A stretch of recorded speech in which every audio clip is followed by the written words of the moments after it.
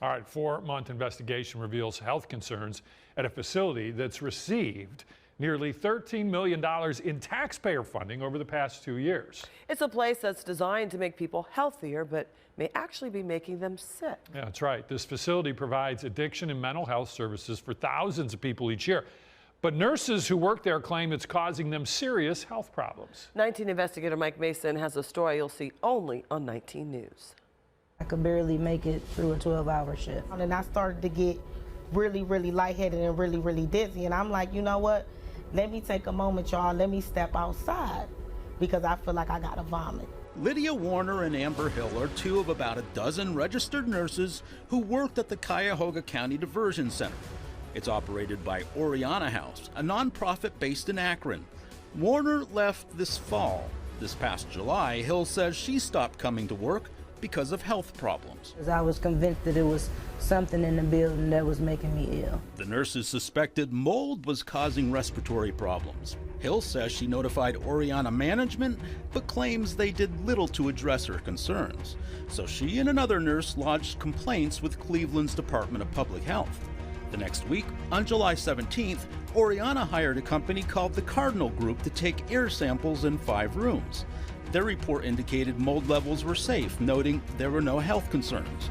Oriana tells us they addressed moisture by removing drywall and ceiling tiles, and they also purchased 9 dehumidifiers. They weren't really fixing things, they were just replacing tiles or painting areas where you would see the mold.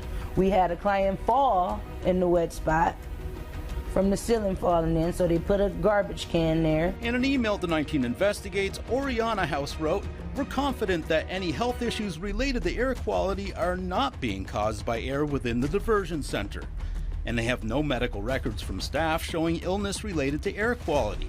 But 6 nurses we spoke with say the problems were far from being fixed, and Hill says she was diagnosed with breathing problems after she left her job. Kind of mysterious pneumonia in both of my lungs.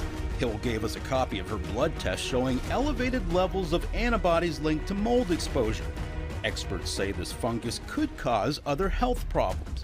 We spoke with a pathologist in Utah whose lab analyzed Hill's test, asking if he could determine the source. Really hard to tell.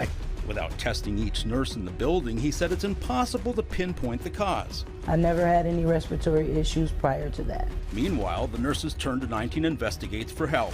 Behind the scenes, they were quietly collecting cultures, shooting photos and video of what they believed was mold growing behind ceiling tiles, forming on air vents. They documented signs of mold and moisture they say was rampant throughout the facility. There was mold in the exam room upstairs where we administer respiratory treatments.